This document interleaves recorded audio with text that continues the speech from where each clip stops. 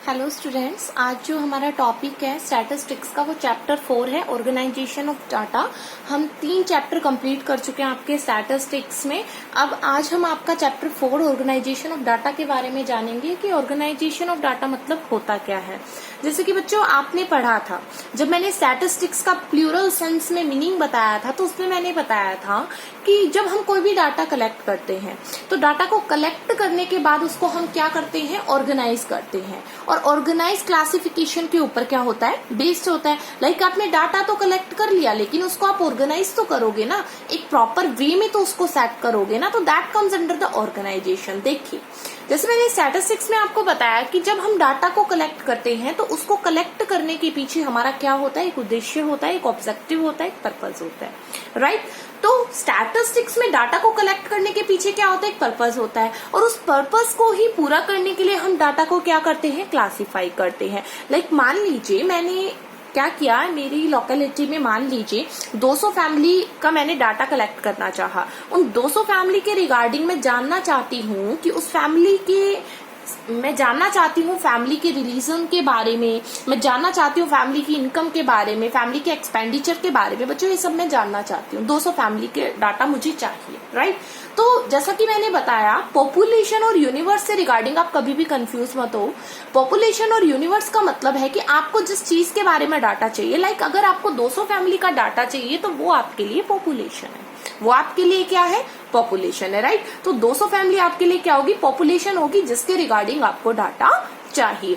तो मुझे जानना है, ठीक है, तो मैंने डाटा कलेक्ट किया, तो अभी मुझे उसको क्लासिफाई करना पड़ेगा। लाइक एजुकेशन का अलग करना पड़ेगा, इनकम का अलग करना पड़ेगा, एक्सपेंडिचर का अलग करना पड़ेगा 200 फैमिली का, है ना। इनकम में देखना पड़ेगा कि कितने लोग हैं जिनकी इनकम 0 से 5,000 के बीच है, कितने ऐसे पर्सन है जिनकी इनकम 5,000 से 10,000 के बीच में है, नंबर ऑफ पर्सन लिखने पड़ेंगे, है ना।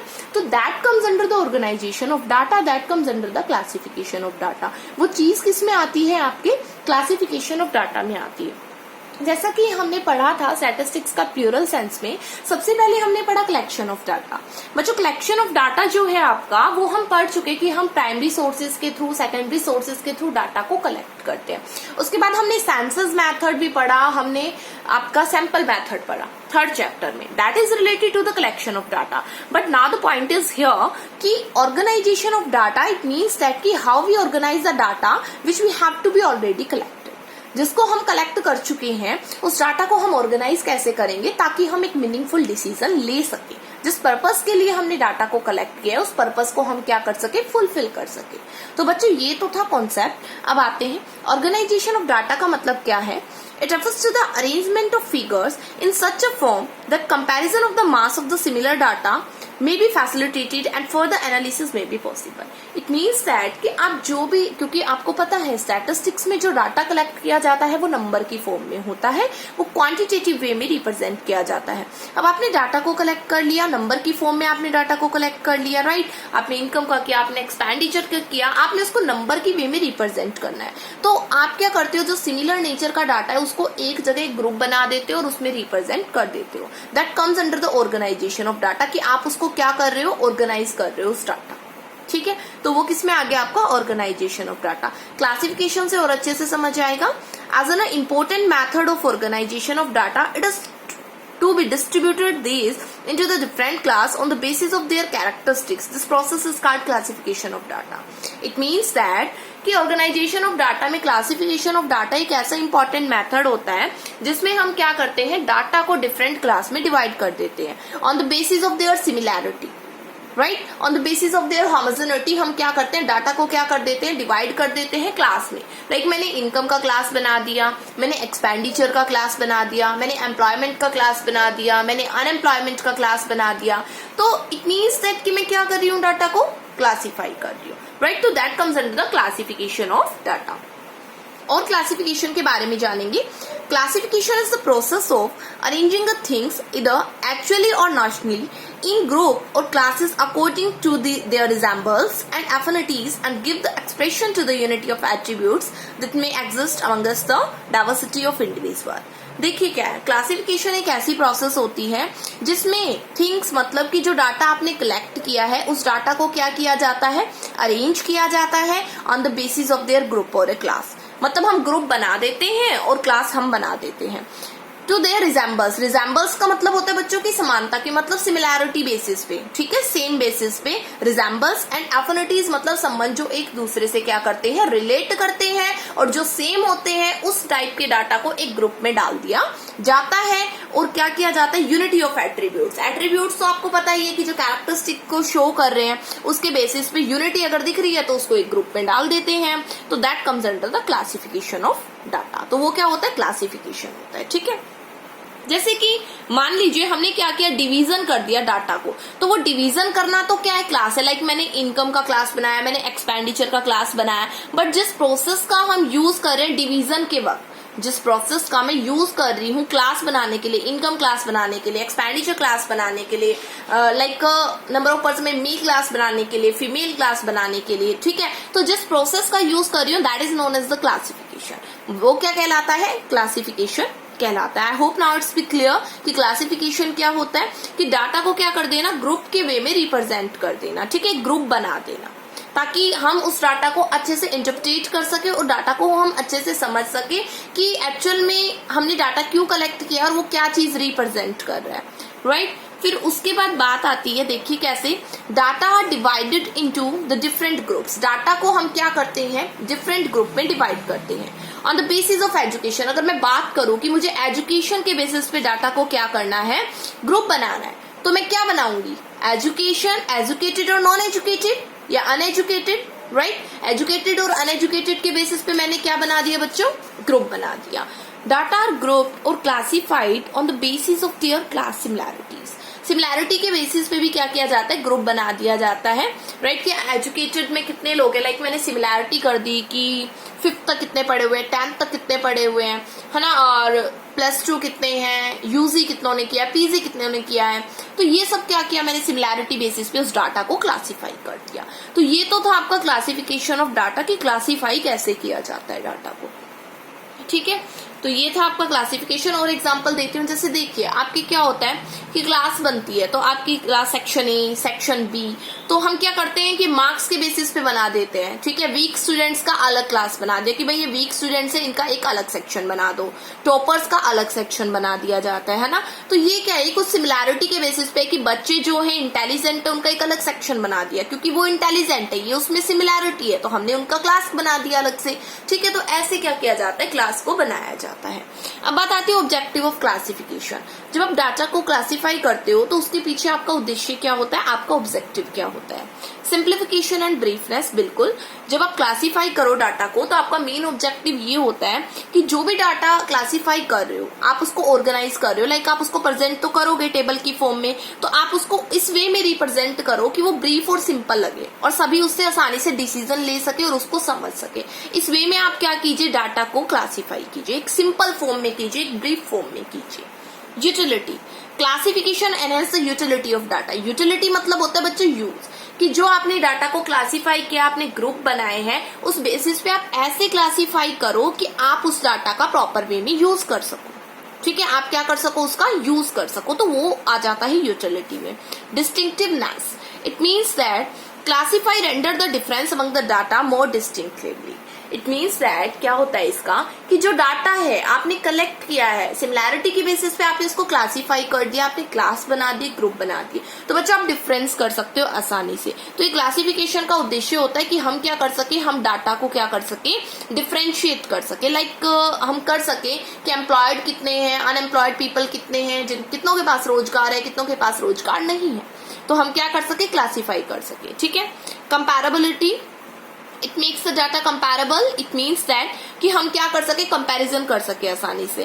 लाइक आप कंपैरिजन कर सकते हो कि इनकम इतनी है तो खर्चा कितना कर रहे हैं लोग, ठीक है, तो ये कंपेयर हो गया। लाइक आप ये कर सकते हो कि मान लीजिए कि कितने एजुकेटेड है, कितने अनएजुकेटेड है, कितनों के पास रोजगार है, कितनों के पास रोजगार नहीं है, तो ये कंपैरिजन ही तो है कि हमें पता चल रहा है कि कितने लोग हैं जो रोजगार है, जो कमाते हैं, और कितने लोग ऐसे जो पैसा नहीं कमाते, जो बेरोजगार है, ठीक है, जिनके पास कमाई का साधन नहीं है कोई भी, ठीक है, तो वो कंपैरिजन हम कर सकते हैं। और स्टैटिस्टिक्स में तो आपको ये भी पता है कि मेनली स्टैटिस्टिक्स में कोई भी डाटा स्टैटिस्टिक्स की फॉर्म में जब आता है, जब उसके पीछे पर्पस होता है उसको कलेक्ट करने का, साथ के साथ क्या होता है कि हम जो डाटा कलेक्ट कर रहे हैं उसको हम आसानी से कंपेयर कर सके। तो बेटा वो कंपैरिजन जब ही होगा जब आप डाटा को क्लासिफाई करोगे। जब आप डाटा को क्लासिफाई नहीं करोगे तो आप कंपेयर भी नहीं कर सकते हो। साइंटिफिक अरेंजमेंट, बिल्कुल, classification facilitates the arrangement of data in a scientific manner which increase their reliability. जो भी डाटा कलेक्ट किया जाए वो एक साइंटिफिक मैनर वे में, एक प्रॉपर मैनर वे में टेक्निक का यूज करके डाटा कलेक्ट किया जाए और फिर क्या किया जाए, उसको रिप्रेजेंट भी प्रॉपर वे में किया जाए ताकि उसकी रिलायबिलिटी मेड रहे, रिलायबिलिटी बनी रहे और विश्वसनीय हो वो, और आप उस डाटा को प्रॉपर वे में उसका यूज कर सको जो भी आपने इन्फॉर्मेशन गैदर की है। तो एक साइंटिफिक अरेंज करना चाहिए डाटा को, एक प्रॉपर वे में क्लासिफाई करना चाहिए, ये भी ऑब्जेक्टिव होता है क्लासिफिकेशन का। अट्रैक्टिव एंड अफेक्टिव, बिल्कुल, क्लासिफिकेशन का ऑब्जेक्टिव ये भी है कि जो भी डाटा आप कलेक्ट कर रहे हो उसको इस वे में रिप्रेजेंट करो कि वो डाटा अट्रैक्टिव हो और क्या हो, इफेक्टिव हो, ताकि जो भी पर्सन उसको देखे वो आसानी से समझ जाए कि आप किस चीज के बारे में बताना चाह रहे हो, राइट। तो ये जो ऑब्जेक्टिव के क्लासिफिकेशन का उद्देश्य क्या होता है, हम क्यों क्लासिफाई करते हैं डाटा को। फिर कैरेक्टरिस्टिक्स की बात आती है तो कॉम्प्रिहेंसिवनेस। कॉम्प्रिहेंसिवनेस में क्या होता है कि classification of raw data should be comprehensive that each and every item of data get into a group और क्लास। कॉम्प्रिहेंसिवनेस का मतलब कि जो भी रॉ डाटा आपने कलेक्ट किया है डाटा, उसका आप कॉम्प्रिहेंसिव वे में कलेक्ट करो कि कोई भी आइटम छूट ना जाए। प्रॉपर वे में ग्रुप बनाओ, ठीक है, प्रॉपर वे में ग्रुप बनाओ, हर आइटम को लो आप। वो होता है कॉम्प्रिहेंसिवनेस की मतलब विस्तार से आप प्रॉपर वे में बताइए कि आपने क्या कलेक्ट किया, उसका प्रॉपर वे में आप क्लासिफिकेशन कीजिए, कोई भी आइटम आपका लेफ्ट ना हो जाए।